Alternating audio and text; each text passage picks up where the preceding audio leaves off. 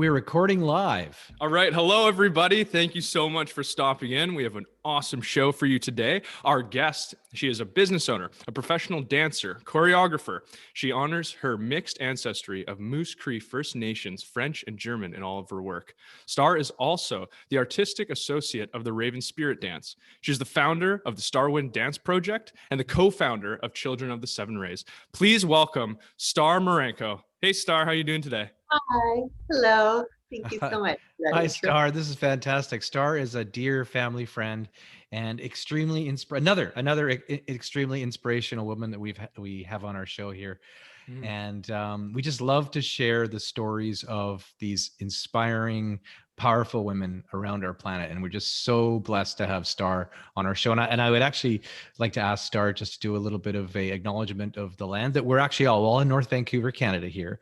And yeah, if you want to do a little. Yeah, thank you so really much. Nice. Yeah, so thanks for having me. And before we jump in and begin, I would just like to take a moment to acknowledge where we are. So we're here in beautiful Coast Salish territory.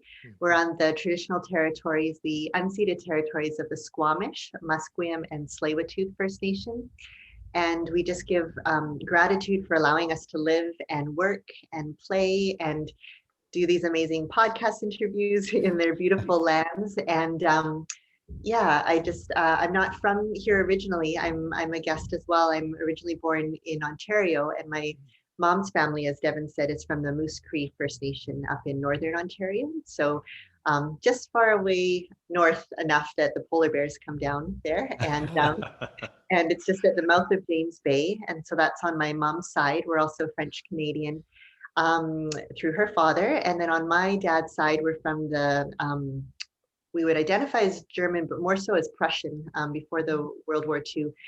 They were from that area known as Prussia, which then disappeared after World War II. So I say all of that to just situate ourselves and also to introduce myself and the lineage that I come from, and then also acknowledge and welcome all of your ancestors too that come along with both of you too, so that we're all here together in this moment in time, and what a gift to be able to do that. Yeah, thanks, Starr. That's beautiful. Yeah, wow. To go from that, now we go to what we call two truths and a lie. We do this on every show to begin. So I'm going to read two truths about Starr and then one fib. And Devon and I are going to have to guess which one is the fib. Okay, so everybody ready? We ready? So, okay, Starr says that I have sat gently on the back of a grandfather crocodile in West Africa. Oh. Wow. Okay, number two. I had a huge scorpion crawl into my sleeping bag while I was sleeping in the jungles of South America. That's another one. Hey, and number three. Man. Yeah, I know. And number three, I have gone deep sea diving and encountered several sharks in Southeast Asia. Oh my goodness. I don't know all of these ones. I have no idea. Sound like you're Batgirl more than this is crazy. Oh boy. I'm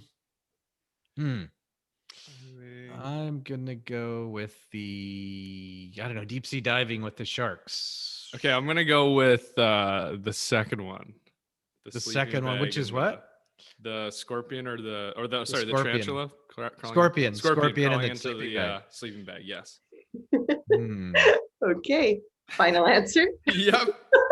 Final answer is? So Devon is right. I have not had a scorpion crawl into my sleeping bag. Okay, thank you. Thankfully. But it is a phobia I fear that would happen. Yeah. I had a scorpion. Devon and I and our family were in Africa. We were in Kenya, in Iwaso village, in a Maasai village, and we stayed in a little hut there, and we had a little sink outside where we'd brush our teeth. And I was brushing my teeth, and the scorpion came out of the drain. And oh my gosh! Like, but he was a little guy. But although I think the little guys are worse than the big ones, I don't know. Right? Yeah. Oh my gosh, that's just. I know. That's crazy. But diving with sharks, that's pretty crazy. Holy. Yeah, I wasn't intentionally looking for sharks, but I was in Southeast Asia, and I was probably about your age, Devin. Actually, it was like Oh, early yeah. 20s, and I was backpacking around Southeast Asia, and Yeah. just spontaneously decided to try diving, and then got hooked, and then so you kind of keep advancing, and then eventually you're deep diving at 100 feet below, and we just happened to be at a spot where there were a lot of sharks that day. Like Whoa. there's Yeah. sharks, and not the great whites, but it was pretty amazing. I always remember there was a pregnant shark actually that we were kind of following along, and she was in this little rock cave thing. But yeah, Whoa. so that was a moment Wow. for sure. Mhm. Wow. I know. Yeah. I went Yeah. actually when Devin was probably about 5 years old. We were all in Thailand off Phuket, and I went diving with my buddy David Ash. He was a guest on our show recently. David Ash's wife, she's a big diver, and we went on a small boat. We went way offshore, and we were going leopard shark diving. Leopard shark are pretty docile. They're just beautiful, but they're spotted like leopards. And we went Yeah. down. There's probably 7 or 8 of them just sitting on, and you were about a foot away, just drifting by these beautiful sharks. Yeah. And the crazy thing is, we surfaced in 40 minutes. Typically, diving you're about 40 minutes, right? So you come up, Yeah. break the surface, and there was this rippling above, and there was this full-on storm, and we couldn't see our boat, and it was just a complete debacle. The boat finally found us, but anyway, that's another story. But yeah, the shark dives are just incredible. Yeah, But true as you say, they are quite peaceful. very. Being. Yeah, That are. surprised me. Beautiful. Like it was quite amazing being in their presence for sure. Yeah. Yeah. So now Starr is, we have so many things to talk about with Starr. But your project called Chapter 21, which you kindly invited Reiko, my wife, and I to come and see your, I don't know if you call it your beta or whatever you Yeah, call like it. a work in progress. It was Yeah. a- And it was a single person show, performance. And, I thought, yeah, okay, it'll be really interesting to check this out. And so we went and we sat there with, quite a few other people. And I can't, by the end of it, I was completely a basket case. I was crying, and everybody around me it was one of the most emotional performances I'd ever seen. And it was, I just can't explain it, but it really, touched our hearts. And, yeah, can you just tell us a little bit about this, your whole journey and your whole story, Sure, why you created, Chapter 21? sure. Yeah, so as you said, it's a one-woman show. It's autobiographical, so obviously extremely personal into my story. Yeah. And I've never created a full-length solo for myself like this before, and I've also never been through the experience that I had been through to make this show. So Mhm. um, how it happened, well, first to go backtrack. So part of my story, and I always preface it by saying that I'm doing really well now, so that people, don't need to Yes. feel worried for me. But I guess, well, almost 4 years ago now, so I got pregnant, and it was Yeah. something that we had been hoping for and praying for a long time. And I got pregnant, and Sammy was born, who's our little guy. He's 3.5 now. And we knew that Sammy was going to be born with Down syndrome. And so that was going to be, a big adventure, a lot of unknowns, a lot of fears, a lot of, yeah, it was a lot for sure to process. Yeah. But I was really excited to be his mom and to meet this little guy. And he came into the world, and things were good. And 3 weeks after Sammy was born, I was diagnosed with breast cancer. Yeah. And that was huge and terrifying and scary. And when I write about it in the description of the dance piece, Chapter 21, I speak about it as being a collision of events. And that's really how it felt. Like it was, everything just happened all at once, all together, and was like taking the rug out from underneath me, and everything that I had previously done in my life to try to process it wasn't working. Like it was just it was so out of left field.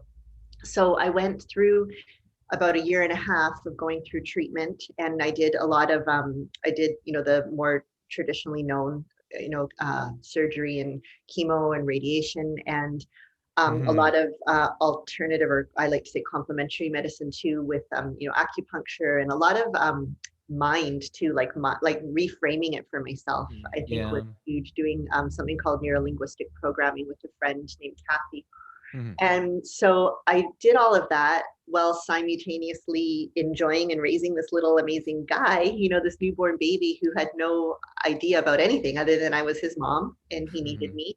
And I kept saying to myself that I truly did not believe that God gave me Sammy to then take me away so soon from him. And so I was like, okay, this is crazy. And I'm going to walk through this and we're going to find a way through this.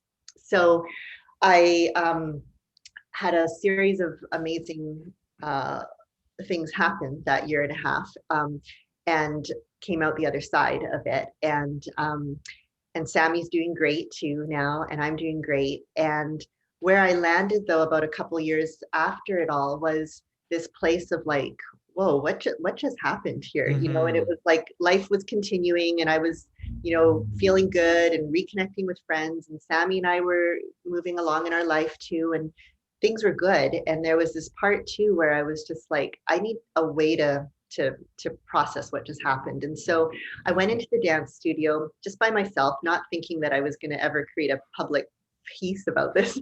And I just asked my body, I asked myself, I said, what do you want to say? What do you want to express out of this whole experience? Because it felt like I had been through, like a war or something, within my body. And so I gave myself permission to just express it through movement, through some text recording that you had heard, through just sharing my story. And then as time went on, I started sharing it with a few friends, and then a few more, and then a few more.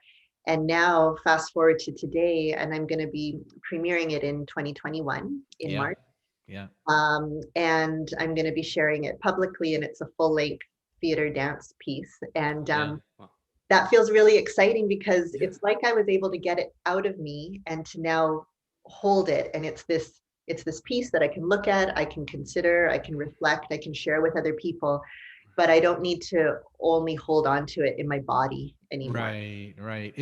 I just have to say that when we sat down to watch the show and you were on stage on your own, and then the lights came on and you act the show, all dance all the way through from your notification, having the cancer, was it stage early stage 3?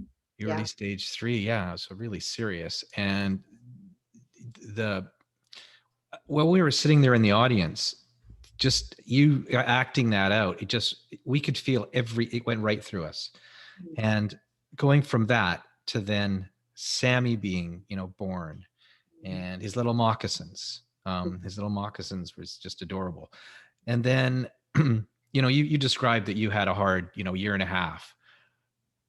The way you acted that out was absolutely, I went from the feeling of shock of being diagnosed with cancer, then going in to where you had to have these treatments, and then the treatments. And I felt like I was going to vomit. Like it affected me so much, like the way, and on and on and on and on. It's not just one of these quick, the process that you went through was just, it just affected the audience, myself and the audience.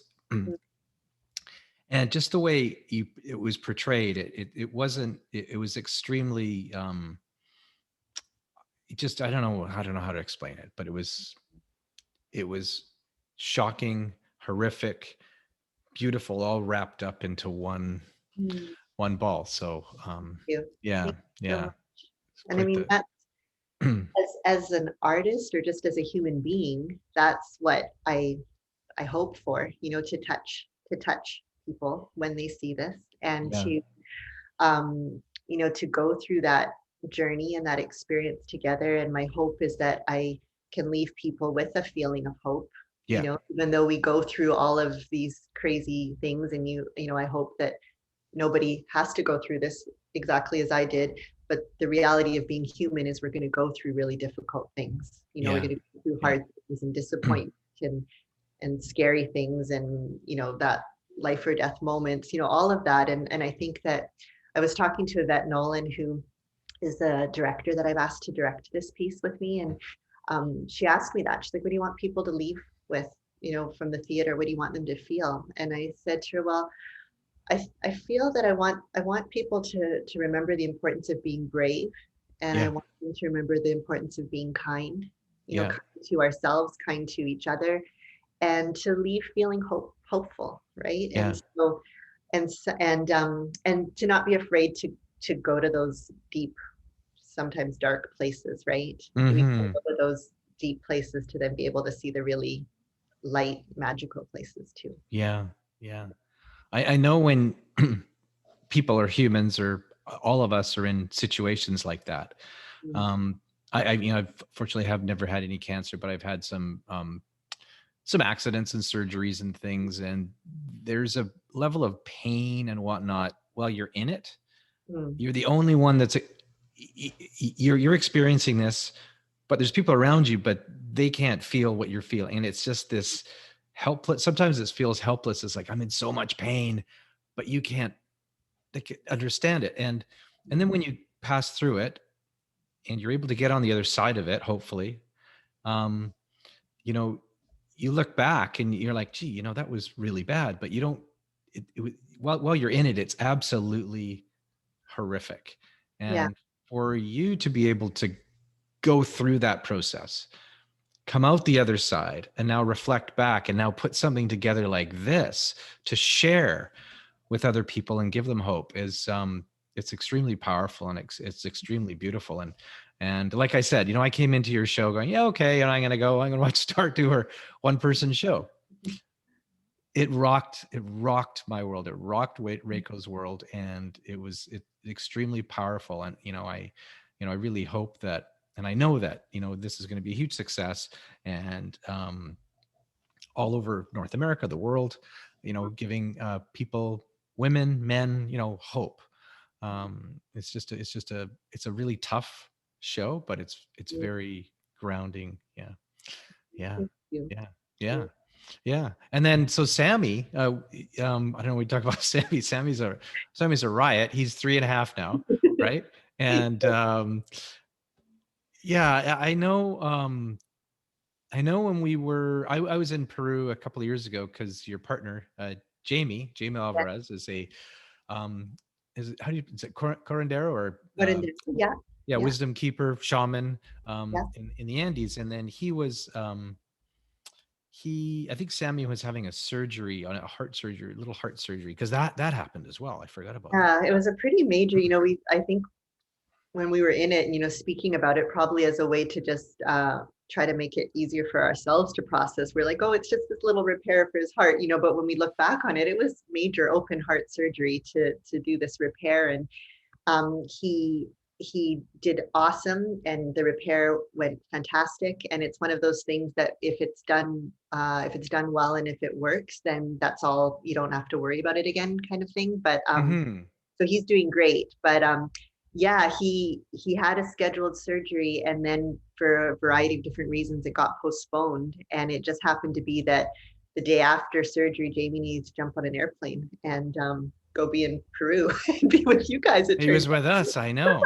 yeah. And what was really interesting, when we arrived, I think we were in Cusco in Peru, and we were walking through some of the the town there, in a very special place.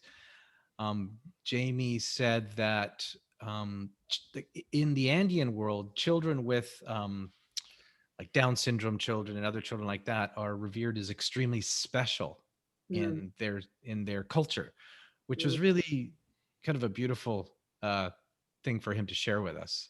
yeah. And, yeah, yeah, yeah. So Yeah, yeah, before we even met Sammy, before we knew we were having Sammy, Jamie shared that same teaching with me too. He said that children who had different, abilities or special needs or Down syndrome or autism or all these, they didn't maybe have the words for it at that time. yeah, yeah, But in those in older times, those were the ones who, yeah, were very revered in the community. Often would be the ones that would be being raised in the temples, and be healers and things like that, because of their, just their innate abilities for empathy and for right. for connecting with people. So yeah, interesting. And then fast forward many years later, and here's Sammy with us. That's right. There you are. Yeah. And then you also founded, or one of the founders of Children of the Seven Rays as well, which is it's a great organization. And also right now, you work with children in Peru to give them help them with a Christmas breakfast. And there's so many things that Children of the Seven Rays do. So I don't know if you want to share a little bit of light on what you guys are up Yeah. to. Yeah, it was so this was an organization that Jamie and I co-founded many years ago, I guess almost 15 years ago now. Yeah. And part of it was with the mission to be able to share the indigenous teachings from the Andes. So those wisdom teachings with the world, which I think in essence, if I could describe it in one phrase, would be all about connecting to your heart and to, Yeah. to your own knowing, and then how do you be in service to others and to your community and the world. And so Jamie carries those teachings from his elders. And when Jamie and I first met, he told me about that vision he had. And then I said to him, without knowing, I said, I could probably help you with that, just I could probably help you share that a little bit. And then here we are, all these years later. And then a big part of our work too is the work through the foundation, which is, as you said, giving back to the communities in Peru, supporting some of the different projects and schools in Peru. Also, we've really, over the last few years, really focused on women and children, doing a lot of work with some of the mothers centers and organizations down there, and partnering with other organizations that are already doing this amazing work on the ground. And then we just try to give them a little bit of boost, in some way, whether that be a financial contribution or, some extra hands to help, that kind of thing. And then here in Vancouver too, we've started to focus on offering some support in a way, in a similar way to the Aboriginal Mothers Center here in Vancouver. Right. Which kind of does similar work here that in comparison to the mothers groups in Peru. And I just did a drop off there recently, and they were just so grateful, and it was really cool to tell them also about the organizations in Peru that are doing similar work. So there's a real connection of the eagle and the condor, and support from the north and the south. So yeah, that's another big part of it. Didn't you do a little bit of work or volunteer work with the Indigenous community in Northern Ontario? They were having I did a couple of years ago, I remember. Yeah, I did a really great art project I was a part of up in Attawapiskat, which is Northern Ontario, so a little further up than my grandma's home community. But interestingly, I found out through that project that I do have some family connections up in Attawapiskat. So go figure that I ended up, of all the places I could have gone in Canada, that was the spot I went to. And we did an art project with the children there over several residencies. It was probably over maybe 7 or 8 visits there. And they created a theater and dance piece around a traditional story. And they performed it for the opening of their new school in Attawapiskat. And yeah, so that was really rewarding too. And then we were able to partner in ways with that as well. Attawat, I can't even pronounce it. I'm sorry. Attawapiskat. Attawapiskat. So I remember a couple of years ago, they were in a bit of a state of emergency there, where they were losing their youth, like almost like one a day. It was in the news, and it was absolutely just horrific. The suicide rate up in that area for a while. So it was it's really it's all the things you hear and all the challenges of remote communities like that, and it's happening there. And I think my experience, I was so humbled to be there, because all of that's happening and all of it's very, very real and very urgent to be addressed. And their culture, their language, their pride in who they are as Cree people is also so strong too. Right. So for me, I loved that part of going there and hearing the language spoken, just wherever when you're out in the community, and how the children really embraced us and loved what we were working on with them artistically. And so I have it definitely. Attawapiskat has a spot in my heart for sure, and I always thinking about them and hoping for the best for that. Yeah, I mean, there's so many communities in the north. Recently, here now, they haven't had drinkable or potable water for 25 years or more. And it's just inconceivable that in a country like ours that, this is still going on. So, Yeah, totally. there is a lot of work. There is a lot of work. There is a lot of, I guess, change, but it's, that also shocked me as well. So, Yeah, yeah. We always think that happens sort of somewhere else, far, far away. Exactly. I Like, know. So actually what I'm going to do now is the two of you probably don't even know what's coming up. We do a little, Nice. I do a little screen share. So for our listeners on Spotify and whatnot, Apple, we'll explain what's going on. So we have a little slide here with Starr and a little bit of contact information and our headshot, which is a beautiful I headshot. know that's when I had short hair. That was That's when actually you had the short hair, yeah. my hair was growing back after all my treatments. So Right, that's right. yeah, That's so right. I had this cute little pixie cut. That's great. And in the background here, this is, I believe that's you on stage there Yeah. performing your show. Yeah. And now, so I mentioned, so this really, when I watched the show, the way you choreographed it and put it together and the sound, but the moccasins were the thing that really got me. And little Sammy's moccasins in the middle of the floor that Yeah. were, And you know what's so sweet about those moccasins is they were actually made. I got them in 2011 when I went to Moose Factory with my mom and a few dancers. We were doing a research project on another dance piece about 7 generations of Cree women in my family. mhm. And I bought those moccasins from my grandmother's friend. She made those. And I bought them thinking about that they were going to be for my future child, thinking at that time that, oh, it'll be easy to get pregnant and that'll happen quick and, and all these things naively, right? And then many years later down the road, Sammy came, but I held on to those moccasins all those years, and they were, on my altar, they were in my meditation room, they're now in my dance piece, and he actually wears them when we Does dance he? together. Yeah, they're just big enough now or he's big enough now that they fit. But yeah, those have a lot of meaning to me. Oh yeah, I mean, when you did the show and you had the moccasins there, it just kind of went right to your heart. You saw the Yeah. little yeah, and there he is. Oh, there he Oh is. my Yeah, God. little guy. There he That's is. in Tofino, actually. This, yeah. Oh, that's in there. Tofino on the Yeah, on the beach over Chesterman here. Beach Yeah. that you guys know and love. We were Oh, it's on thinking, Chesterman, South Chesterman. yeah, Beautiful. yeah. Yeah. And Oh then my the gosh. little one there, he's so cute there. He's probably only about a year and a half. Yeah, sweet boy. Oh, and then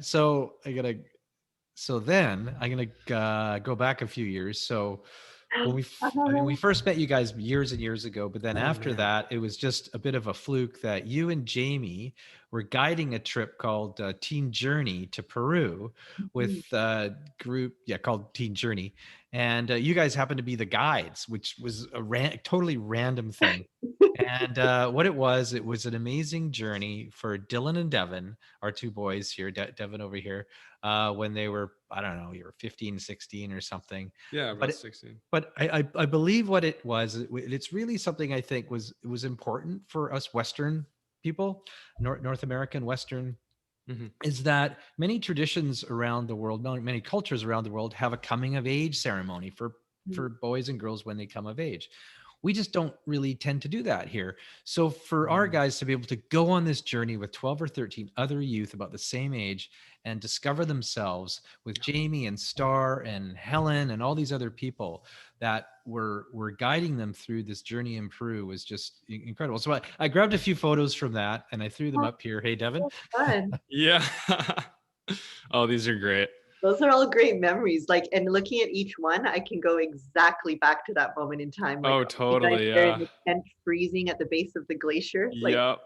like ice in the tent when we woke up, and then the top left there dancing in that beautiful community morass. Yeah. We were dancing there. And then we made it to Machu Picchu. I remember Jamie and I, we were on these walkie-talkies up going through the pass in Salcantay and on the Inca Trail. And he was at the front and I was at the back, and we would be communicating. We had the 16 young people in between and a couple other mentors.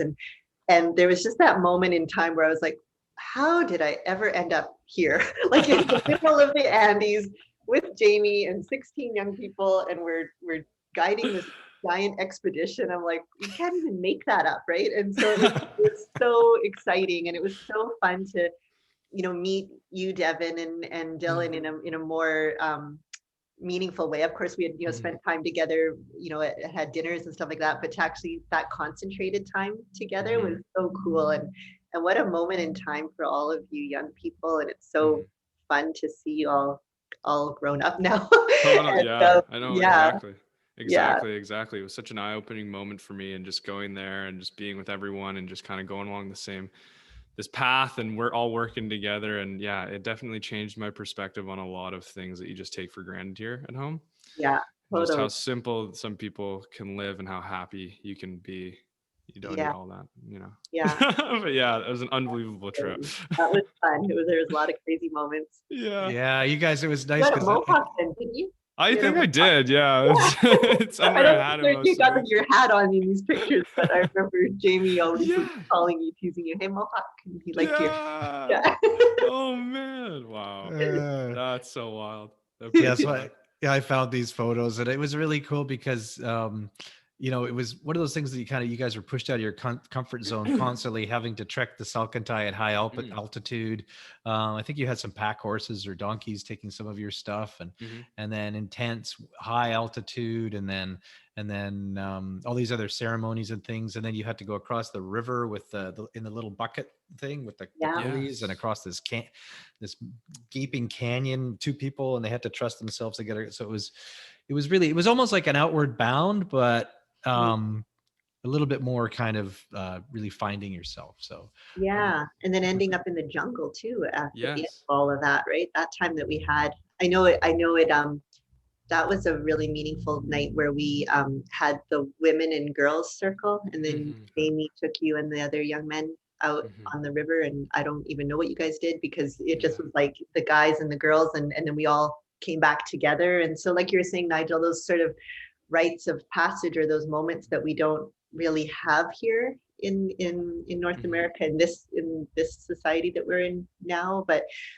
are so important. And it was important, I think, too, even for Jamie and I, and for the other adults that were on that trip too, to like everybody having their place in the cycle of life and of things. That was a really cool moment. Yeah, and the bonding that you guys, I mean, none of you knew each other, the kids, or any of them knew each other before the journey. And then just seeing them get closer and closer. And now I don't know how many, this is a long, this is 5-6 years ago at least. I know more. This is probably 7-8 years ago. But you guys all still, keep in touch, right? So it's just really, and you're all different ages as well. It wasn't like you were all the same age. So totally. Yeah. Just a great fun memory experience. And it was really cool because after this journey, you guys came back, and then Jamie and then Chip Duncan, who was on one of our shows here, the documentary filmmaker, invited Devon to go back down to Peru with them. And you did some really heavy duty stuff there as well, high in the mountains and the ceremonies. And so we'll do a whole show. We'll do a whole show on that. Oh, cool. I'll have to check that out. Yeah, that was pretty cool.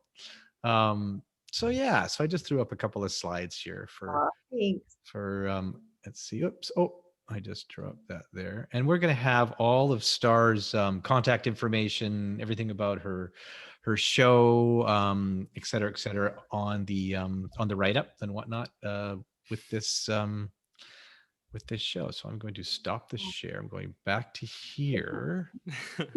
There we go. Anyway, so that was kind of interesting. Yeah. So anything, Dev, would you have any things to say before we wrap things up here with Starr? Yeah, sure, absolutely. Yeah, I have just one question to you, and I asked a similar question to a lot of the guests. But if you could take yourself back to a younger version of yourself with all the wisdom and teachings that you have now, what would you say? What would be your big point? That's a great question. What would I say? I would definitely encourage my younger self to try new things, to just go for it. It's like we never know how things are going to be until you try it, right? And I have a beautiful elder. He's now passed on. He's an ancestor, Hale Makua from Hawaii. And he would always tell me, though, in ceremony or in life, it's all about like 95 or 99% of it is showing up, right? The other part figures itself out, right? And I think that as a young person, sometimes maybe if there's hesitancy or we want to get it right or we're not sure or whatever, right? We maybe hold ourselves back. But I think if you just take that first step without even knowing what the next step is, but you just try it, then you can always try again too. But you can't try again if you've never even started. So I feel like that would be my not to worry too much, just to take that first step and then the next one appears. And that's such a good message. Just show up and just the job will get done. Just be there and be present. Oh, that's amazing. Thank you. Take that step. And they hesitate. We all hesitate so much to do things because of what other people think. And just take that step, and then another one will evolve because you took that one, and it's next thing you know, 5-10 years goes by and you're oh my gosh, how did I get here? It's because I took that step way back there. That's a really beautiful, that's a really profound, beautiful message. I'm 100% on board with that one. Cool. Awesome. All right. And it's looking like we're getting to the end of our show. So thank you all so much for checking in. Check out all the rest of the podcast. If you want to know more about Starr and the things that she does, all that will be in the description of the video. But for now, is there any last words you have for us, Starr? And if not, just thank you so much for being on the show.